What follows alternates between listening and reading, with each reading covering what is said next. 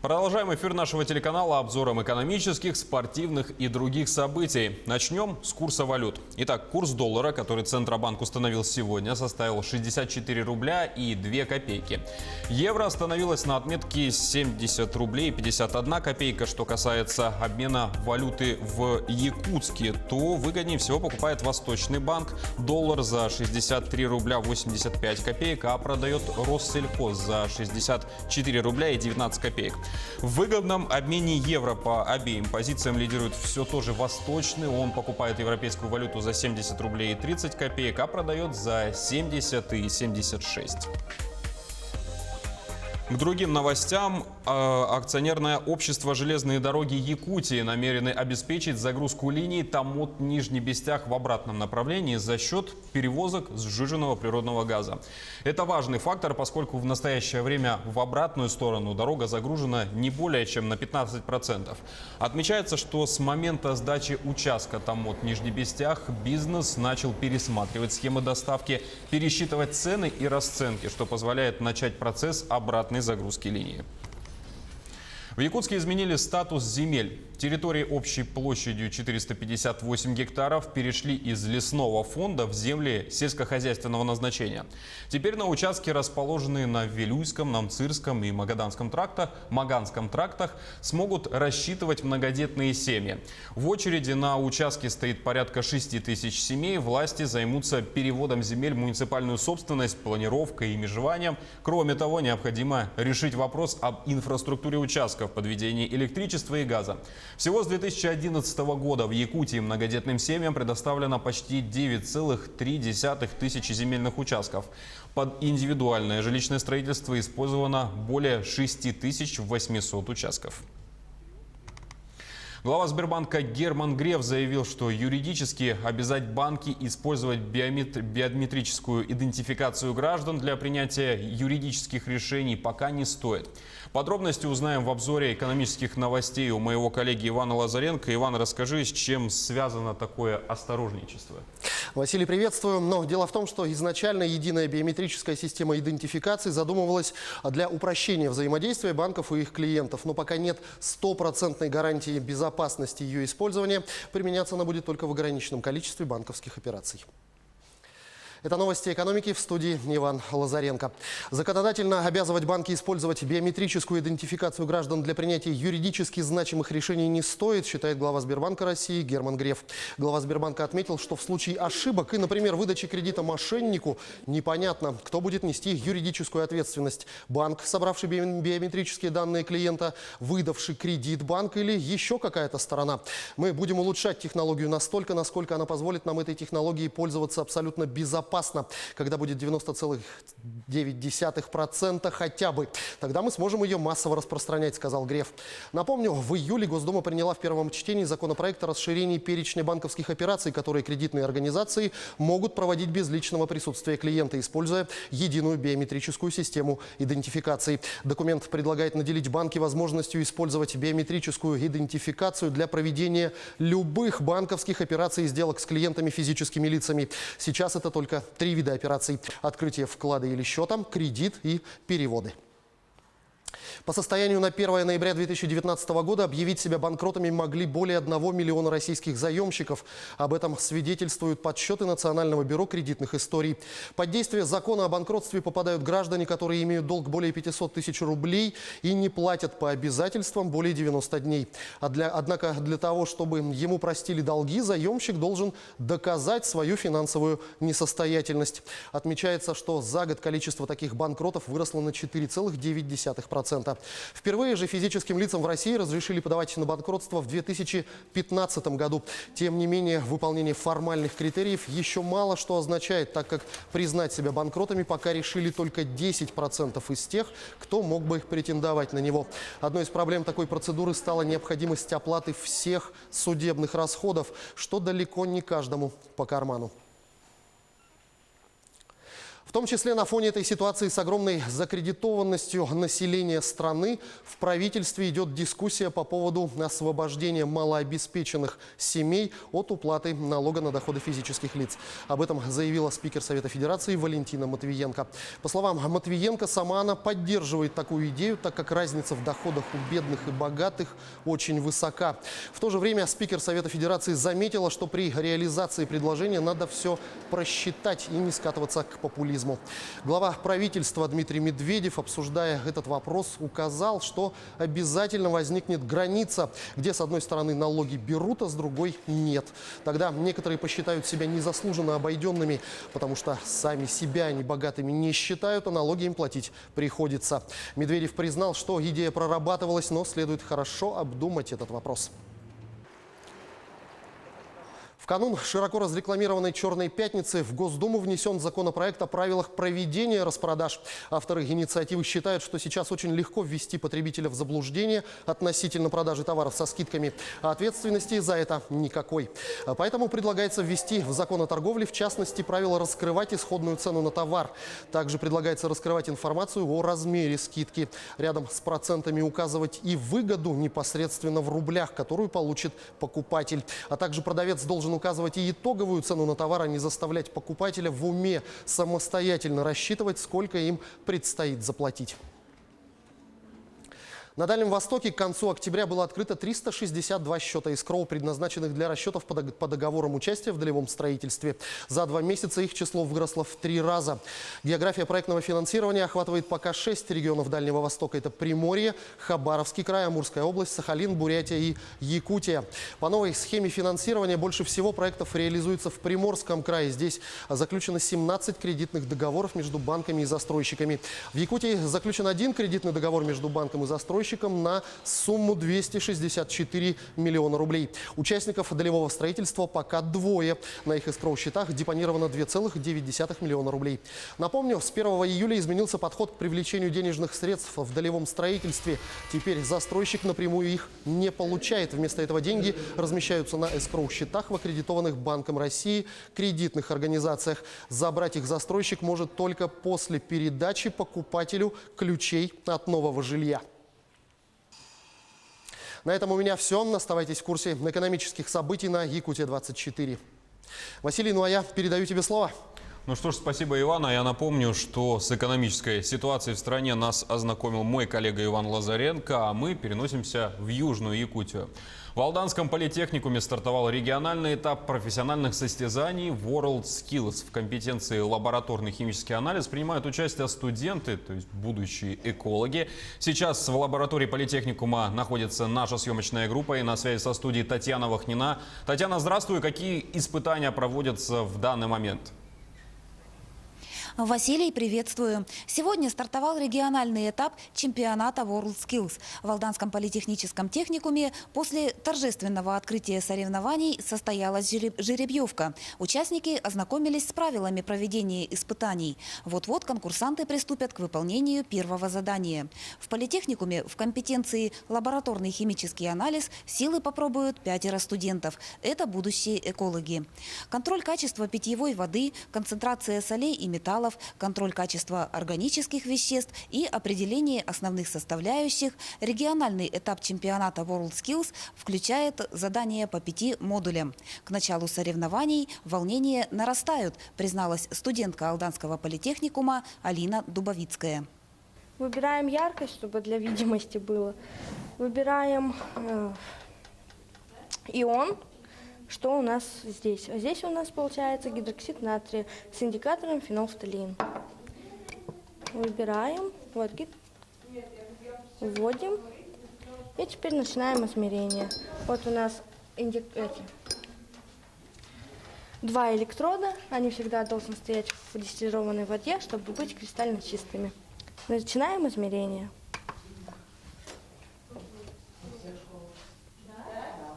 Вот он измеряет и показывает pH-среду данного раствора. Это очень долго, чтобы результат был именно стойкий, потому что результаты всегда прыгают. Ну, вот примерно где-то 59-60 Чемпионат WorldSkills продолжится до конца недели. Из 5 участников, сильнейших и перспективнейших, предстоит определить экспертные комиссии, в которую вошли преподаватели среднеспециальных учебных заведений Якутии, а также практикующие экологи и химики. Василий. Да, Татьяна, спасибо за информацию. Я напомню, что прямиком из Алдана на связи была наша съемочная группа и Татьяна Вахнина. А сейчас переходим к теме воздушных перевозок. В скором времени их начнут совершать дирижабли. Опытные образцы представят в Якутии в начале декабря. Их также покажут российские разработчики на 9-м международном форуме «Арктика. Настоящее и будущее», который пройдет в Петербурге с 5 по 7 декабря. Проект так и называется «Дирижабли Якутии». Будет предназначен не только для людей и небольшой клади, но и для доставки северных грузов. Есть уже опытные образцы. Проект также рассмотрели и одобрили в экспертном совете Центра арктических исследований и проектов при ассоциации. Также отмечается, что дирижабль является средством, которое требует менее дорогой наземной инфраструктуры по сравнению с вертолетами и самолетами. То есть садится практически где угодно. По грузоподъемности он также превосходит самолеты и вертолеты. К другим темам. Маркировать бездомных животных предложили в Государственной Думе России. Соответствующую инициативу депутаты направили в Минсельхоз. По словам авторов, эти поправки необходимы для того, чтобы полноценно заработал закон об ответственном обращении с животными. Депутаты также предлагают установить возможность бесплатной обязательной маркировки животных. Они выяснили, что идентификация делится на 2 части. Это внесение в единую базу данных и непосредственно сама маркировка. Учет должен быть бесплатный, как государственная услуга, а форму маркировки должен выбирать сам хозяин. Это может быть чип, клеймо, татуировка или же бирка. Ну а сейчас переходим к обзору чрезвычайных происшествий. Около часа назад неизвестный вооруженный мужчина проник в спортивный комплекс «Мадон». На место происшествия уже выехала оперативно-следственная группа. Подробности узнаем у моего коллеги Александра Хавренко. Александр, расскажи, что сейчас известно к этому часу. В спорткомплексе «Мадун» задержали мужчину с ножом. По словам очевидцев, неизвестный зашел в спортивный зал, достал принесенное с собой оружие и стал угрожать, что причинит себе вред. В эфире рубрика «Чрезвычайные происшествия», в студии Александр Хавренко. Сегодня утром неизвестный вооруженный мужчина зашел в помещение спортивного комплекса «Мадун». Пройдя в спортзал, где шла тренировка у детской группы, мужчина достал принесенный с собой нож и начал угрожать, что нанесет себе повреждения. Тренер, который в это время находился в зале, вывел детей в раздевалку. К месту происшествия были вызваны оперативные службы. Вооруженный мужчина был задержан сотрудниками Росгвардии. Никто из посетителей не пострадал. Все посетители спорткомплекса были эвакуированы. Личность мужчины и мотивы, побудившие его на столь неадекватное поведение, выясняются. Здание спортивного комплекса отцеплено. На месте работает следственно-оперативная группа. В дежурную часть полиции Ленского района поступило сразу 3 заявления от граждан, ставшими жертвами вора. Все кражи совершены в один день. Продавец магазина оператора сотовой связи лишился своего личного телефона в разгар рабочего дня. 2 постояльца местной гостиницы не обнаружили своих денег. Общий материальный ущерб, нанесенный потерпевшим, составил 47 тысяч рублей. Оперативники вышли на след подозреваемого в совершении краж. Им оказался 20-летний местный житель. Во время посещения магазина, где преступник собирался купить сим-карту, он заметил на прилавке оставленный телефон. Не раздумывая, он положил телефон в свой карман, а после завершения оформления сим-карты покинул магазин. Затем он направился в гостиницу, где ранее работал разнорабочим. Войдя в один из номеров, увидел спящих постояльцев и, обыскав их, похитил их деньги. Один из постояльцев лишился 7 тысяч рублей, второй – 20 тысяч рублей. По данным фактам возбуждены уголовные дела по статье «Кража». Полицейскими Заполярья раскрыта кража рыбы у семейно-родовой общины. Ущерб, нанесенный преступниками, составил более 150 тысяч рублей. В полицию с заявлением о краже обратился представитель одной из семейно-родовых общин, проживающих и работающих на территории Алаиховского района. Потерпевший сообщил полицейским, что неизвестные похитили из ледника 10 мешков рыбы, добытой для продажи. Оперативниками установлен ранее неоднократно судимый 20-летний подозреваемый в совершении кражи. Мужчина в летнее время работал в общине, но из-за его вредных привычек члены общины прекратили с ним трудовые отношения. Тогда злоумышленник решил воспользоваться тем, что выловленная рыба хранится в неохраняемом леднике, и похитил ее. Для этого он ввел в заблуждение одного из предпринимателей, который занимается закупкой рыбной продукции у общин коренных малочисленных народов Севера, сообщив, что община поручила ему продажу рыбы. Ничего не подозревающий предприниматель вывез из ледника всю имеющуюся на тот момент рыбу. Расплатился с лже-продавцом. В отношении подозреваемого возбуждено уголовное дело по статье «Кража». Вся похищенная рыба изъята и возвращена общине. Сразу несколько кухонных разборок произошли в Якутии за последние дни. Так, 39-летняя жительница Якутска была доставлена в реанимацию с ножевым ранением в грудь.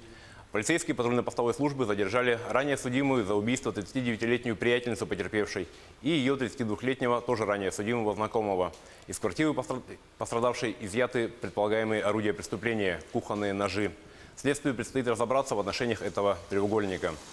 Еще одна жертва кухонных разборок доставлена в больницу с ранением брюшной полости. По версии следствия, мужчина распивал алкоголь со своей сожительницей, 47-летней, ранее судимой за нанесение тяжкого вреда здоровью. В ходе застолья между парой завязалась ссора, последним аргументом в которой стал кухонный нож в руках женщины. Ведется следствие. И еще один случай произошел в Нюрбе. В больницу доставлена 39-летняя местная жительница. У пациентки ножевое ранение в грудь. Следственно-оперативной группой установлен подозреваемый, ее сожитель. В отношении 60-летнего мужчины возбуждено уголовное дело по статье «Умышленное причинение тяжкого вреда здоровью». Крупная партия кокаина попала в руки испанской полиции в результате перехвата подводной лодки с грузом наркотиков. Задержаны двое предполагаемых злоумышленников. Подробности рассказывает Сергей Берец. Испанская полиция провела операцию по захвату подводной лодки с контрабандным грузом кокаина. Его вес примерно 3,5 тонны. Арестованы двое граждан Эквадора. Еще один подозреваемый скрылся. По мнению следователей, злоумышленники пытались затопить судно. Лодку подняли на поверхность с помощью надувных баллонов и отбуксировали в порт Кангас в провинции Понтеведра. Происхождение наркотиков и их получателя предстоит выяснить. На этом наш выпуск подошел к концу. О чрезвычайных ситуациях в республике, стране и мире мы расскажем в следующих выпусках новостей. Василий, на этом у меня все. Да, Александр, спасибо. О чрезвычайных происшествиях в регионе и за его пределами рассказал мой коллега Александр Хавренко. А мы переходим к мероприятиям, которые сейчас проходят в столице. Итак, в Якутске стартовал дальневосточный форум «Умный город. Комфортная среда для жизни». В течение 2 дней участники будут обсуждать проект и само понятие умного города. Подробнее расскажет моя коллега Сарглана Захарова. Сарглана, что сейчас происходит и какова программа форума?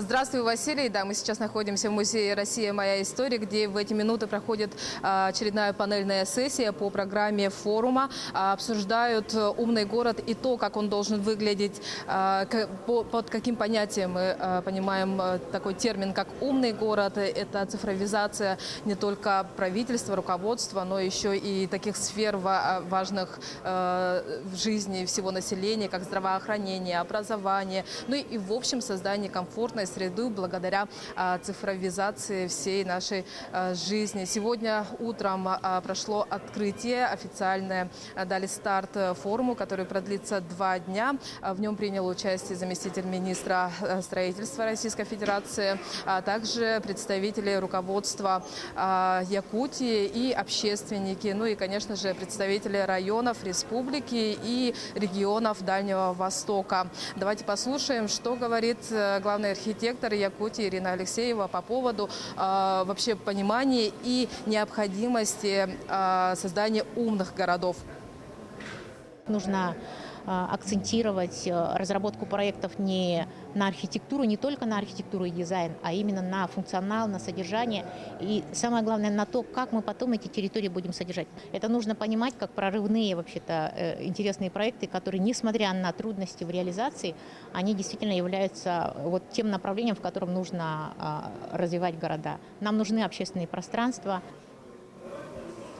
Ну а на первом этаже сейчас в течение дня будет проходить выставка, где представляют различные проекты, которые уже реализуются на территории Якутска и Якутии, ну и стоят в планах на реализацию в ближайшем будущем. Здесь такие умные технологии, как вообще сама программа, агрегатор, который помогает создавать сами умные технологии. Здесь и такие разработки, как электрический подогрев машин на парковке, упаковках. Ну и сейчас хотим подойти к одной из таких интереснейших стоек выставки. Это вот такой вот такая технология, которую можно примерить на себе. Это VR-очки, благодаря которым мы попадаем в виртуальную реальность и можем осмотреть любые объекты, которые стоят в плане на строительство, и оценить его в реальных масштабах. Ну а подробнее, зачем создавался вот такой вот проект и какие проблемы он решает, нам расскажет представитель компании, разработчика этого проекта Николай. Здравствуйте, расскажите, пожалуйста, поподробнее о своем проекте. Здравствуйте. Ни для кого не секрет, что в строительной индустрии на данный момент остро стоит проблема некачественных проектов. Это происходит из-за того, что основная масса проектировщиков сейчас работает в двухмерном проектировании. То есть они работают на чертежах, в плане, да, и не видят всех пересечений, всех инженерных систем. Мы же, получается, перешли на трехмерное проектирование, и тем самым мы видим все пересечения всех инженерных систем, и также подсчет материалов и прочее, это ведется у нас автоматически. Тем самым мы сталкиваемся во время проектирования уже со всеми проблемами, которые могут столкнуться во время строительства. И решаем их уже еще на стадии проектирования, то есть без трудозатрат во время строительства. Также мы можем сделать виртуальную реальность, с помощью которой вы можете уже походить по будущему объекту и посмотреть, подходит оно ли вам или нет. Это удобно как для заказчиков и застройщиков, так и для использователей. В конечном итоге наша цель – это получение качественных строительных объектов, то есть получается повышение качества именно строительства. Это будет, наверное, конечной целью всего этого трехмерного проектирования. Ну, а для кого предназначена эта технология? Это вот для населения, чтобы они смогли оценить свою приобретаемую площадь, или для все-таки проектировщиков, строителей, застройщиков? Это касается также и застройщиков, и также и касается в качестве качественных строительных жилых домов именно покупателя, именно жильцов этих квартир. Очень интересный проект. Я думаю, что он облегчит многим не только работу, но еще и в общем жизнь. Ведь умные технологии цифровизации, они в первую очередь, как говорили не раз еще на панельной сессии, предназначены именно для создания комфорта жителей всех регионов страны. У меня пока на этом все. Василий. Да, Сарглана, спасибо за информацию. Ну а мы переходим к обсуждению мировых новостей.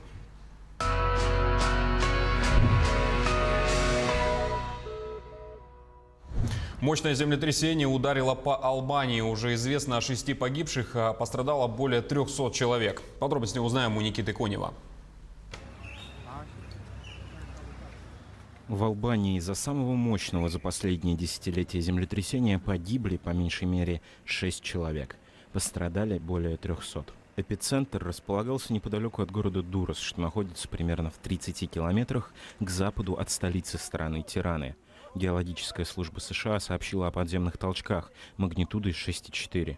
Несколько зданий обрушились, и по данным властей под завалами могут оставаться люди.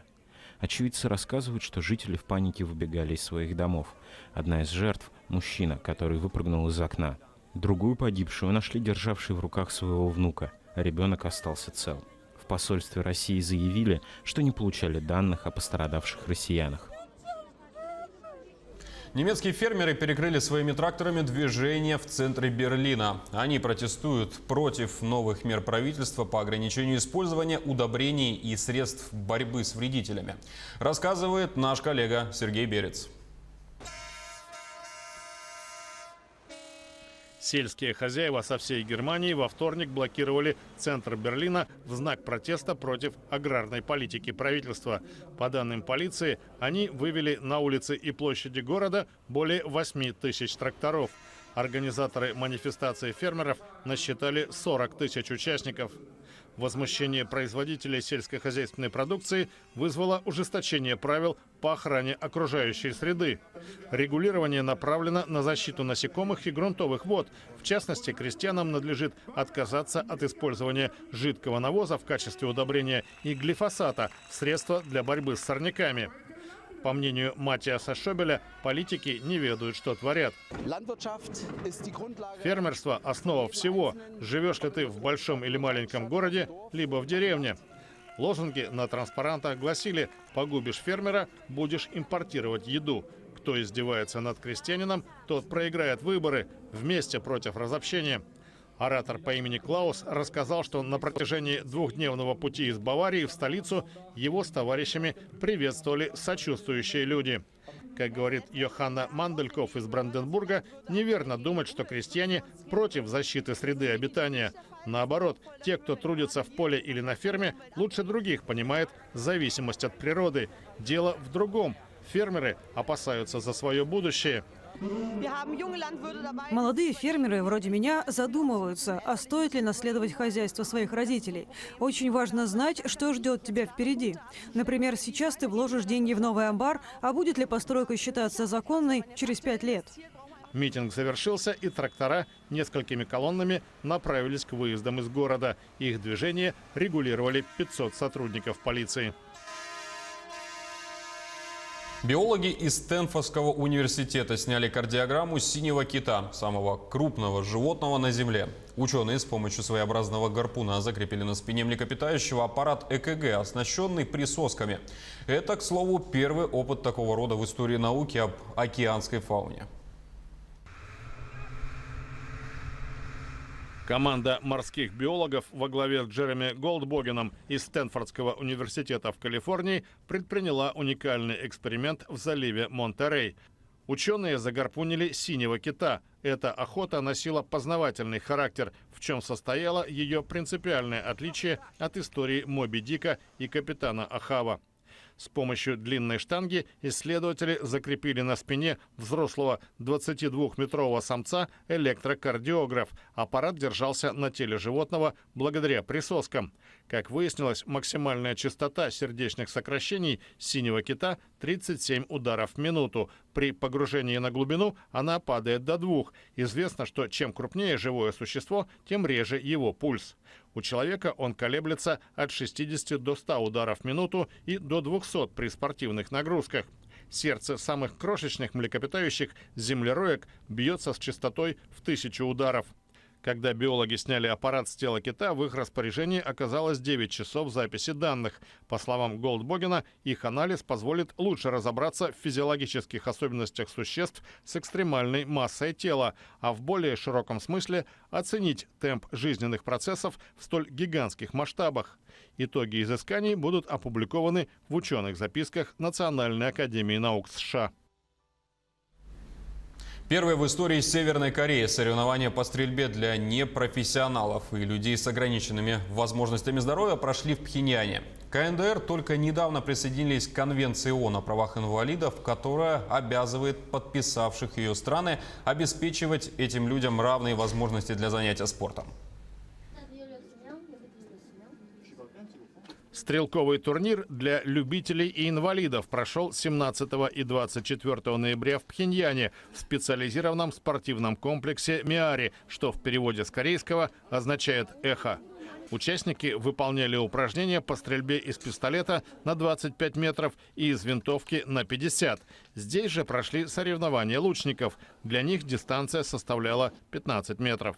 По словам представителя Северокорейской ассоциации инвалидного спорта Йон Чхоля, это мероприятие первое, но не последнее в своем роде. В соревнованиях при желании может принять участие любой человек. Наша ассоциация будет проводить их ежегодно. Северная Корея постоянно подвергается критике со стороны международных правозащитных организаций. В 2016 году страна присоединилась к Конвенции ООН о правах инвалидов, которая гарантирует, в частности, возможность этим людям наравне со всеми заниматься спортом. Комплекс «Миари» построен в 1996 году. Здесь можно пострелять из традиционных спортивных пистолетов, винтовок и луков, а также почувствовать себя героем фантастических фильмов, вооруженных боевыми лазерами. Западные издания и российские туристы-блогеры сообщают, что для желающих организована стрельба по живым мишеням – фазанам и курам.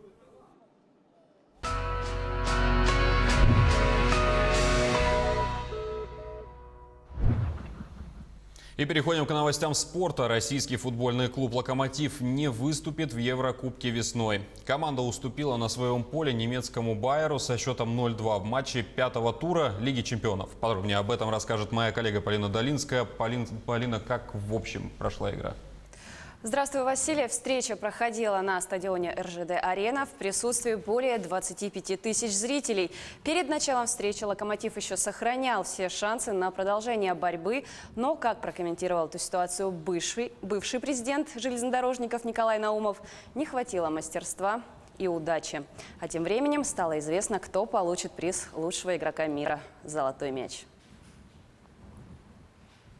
Это новости спорта, в студии Полина Долинская. Здравствуйте. Стало известно, кто получит приз лучшего игрока мира «Золотой мяч». Это будет Лионель Месси. Церемония награждения пройдет 2 декабря в Париже. В списке кандидатов на получение «Золотого мяча» значится 30 игроков. Организаторы премии уже уведомили аргентинского форварда испанской «Барселоне» о получении награды. Ранее в сентябре текущего года Месси был признан лучшим футболистом 2019 года по версии Международной федерации футбола. Также он получил премию «Золотая бутса» как лучший бомбардир европейских чемпионатов. С 2004 года аргентинец выступает за «Барселону». За это время игрок 10 раз становился чемпионом Испании, 6 раз обладателем Кубка Испании и 4 раза победителем Лиги чемпионов. 8 раз он выигрывал Суперкубок Испании, трижды становился победителем клубного чемпионата мира и Суперкубка УЕФА. На Олимпийских играх в Пекине 2008 года в составе сборной Аргентины Месси выиграл золотую медаль и серебро чемпионата мира 2014 в Бразилии.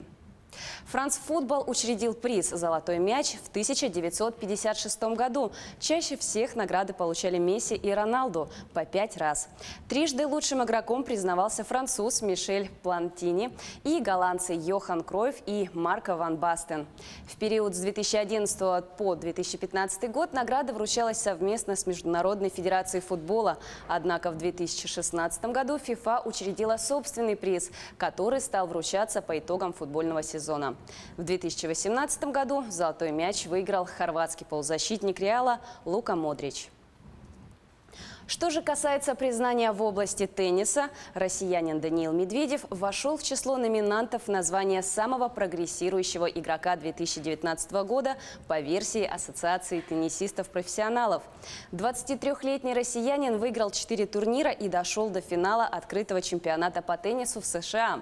В нынешнем сезоне Медведев выиграл соревнования в Софии, Санкт-Петербурге, турниры серии «Мастерс» в Цинциннати и Шанхае. Кроме того, россиянин выходил в финал на турнирах в Монреале, Вашингтоне и Барселоне. Принял участие в 9 финалах текущего сезона. В рамках ежегодной премии Ассоциации теннисистов-профессионалов будут определены новичок года, теннисист, показавший высокий уровень профессионализма и честности, лучший турнир года, лучший тренер. Победитель будет объявлен в декабре, а победитель в номинации «Прогрессирующий игрок» будут его определять теннисисты. Помимо россиянина на приз претендует 23-летний итальянец Матео Беретти и 21-летний грек Стефанос Циципас. Лучшие самбисты мира в абсолютном весе примут участие в Кубке союзных государств. Турнир пройдет на арене «Ледовый куб» в Сочи 7 декабря. Участниками соревнований станут 16 лучших самбистов мира в абсолютной весовой категории, а также чемпионы мира и Европы из России, Белоруссии, Грузии, Румынии, Франции, Латвии, Казахстана и других стран. Самбо получила признание Международного олимпийского комитета в 2018 году. Нынешний турнир будет вторым по счету, организованной Ассоциацией спортсменов «Мы родом из самбо». В рамках турнира самбисты проведут мастер-классы и встречи с юными спортсменами, фото- и автограф-сессии. Впервые с 2016 года московская «Динамо» обыграла «Локомотив» в континентальной хоккейной лиге. Встреча проходила в Москве и завершилась со счетом 4-1. Матч проходил на ВТБ-арене в присутствии более 8 тысяч зрителей. В составе победителей дублем на 9-й и 59-й минуте отметился Максим Афиногенов. По по 1 шайбе на счету Дмитрия Яшкина и Владимира Брюквина. У ярославского клуба отличился Артур Каюмов. На протяжении 5 матчей подряд в КХЛ «Динамо» не могло победить «Локомотив». В предыдущий раз столичная команда праздновала победу в 2016 году. Тогда встреча завершилась счетом 6-3. Московская команда в последних 5 матчах одержала 4 победы. В турнирной таблице Западной конференции клуб занимает 3-е место, набрав в 32 матчах 41 балл. Ярославский «Локомотив» идет на 8-й строчке, имея в активе 35 очков после 32 встреч. Следующий «Динамо» сыграет с нижегородским «Торпедо» 29 ноября. В тот же день «Локомотив» примет на своей арене минское «Динамо». На этом все. Будьте в курсе спортивных событий. Всего доброго. Василий, тебе слово. Да, Полина, спасибо за информацию. Обзор спортивных событий для нас провела Полина Долинская. Ну а мы двигаемся далее. Сейчас впервые в Якутске стартует экстремальный фотомарафон «Ниже нуля». Среди профессиональных и непрофессиональных фотографов иностранного гражданства, независимо от пола, рода, занятий и увлечений. И в эти минуты участники получают задания. И на месте находится наш корреспондент Юрий Осипов. Юрий, ждем от тебя подробностей. Да, Василий, здравствуй. Только что участники прошли инструктаж, им сказали тему задания, которую они должны выполнить в течение 3 часов. Участники марафона должны сделать от 1 до 5 фотографий и сегодня же до 4 часов по почте отправить их организаторам. Им напомнили, что на улице очень холодно, скользко, поэтому необходимо соблюдать технику безопасности. Все работы, лучшие работы будут транслироваться на теплых остановках города. Сейчас давайте поговорим с организатором этого марафона. Здравствуйте, Алена. Скажите, пожалуйста, поподробнее о теме задания. Почему была выбрана именно эта тема? Тема нашего фотомарафона – это тепло холодного города. Мы долго думали, хотелось раскрыть, показать, что в нашем городе, несмотря на мороз, на экстремальный мороз, все равно продолжается жизнь. То есть люди общаются между собой, ходят куда-то, встречаются. У нас летают голуби, да, они греются, их кормят, дети играют на прогулке. И все вот эти вот мелочи жизни нам очень хочется, чтобы наши иностранные гости это увидели, оценили и сняли, и показали таким образом, насколько, несмотря на холод, у нас теплый город. Спасибо большое. В марафоне участвует порядка 20 участников, но итоги этого конкурса будут подведены 1 декабря на празднике Строганины. На этом у меня пока вся информация. Василий. Да, Юрий, спасибо за информацию. Хорошо, что мероприятие проходит в помещении, ведь на улице в Якутске сегодня довольно холодно. И, как вы могли догадаться, в завершении выпуска о погоде в крупных городах Якутии. Итак, начнем по традиции с Алдана. Там минус 21 градус, облачно, ветер 4 метра в секунду. В Ленске теплее всего минус 15 градусов. Сильнее ветер в порывах 6 метров в секунду и также облачно. Облачно и в Мирном. Термометры показали там минус 19 градусов. Ветер, так же, как и в Ленске, 5-6 метров в секунду. Но, как и вчера, сегодня тепло в Нерюнгри. Облачность переменная, температура составила минус 23 градуса, и ветер дует со скоростью 3 метра в секунду. Ну и в Якутске сегодня, к сожалению, самая пасмурная и холодная погода. Минус 31, облачно, и ветер дует со скоростью 2 метра в секунду, благо пока без осадков. Ну а на этом у нас пока вся информация. Спасибо за внимание и до встречи в эфире.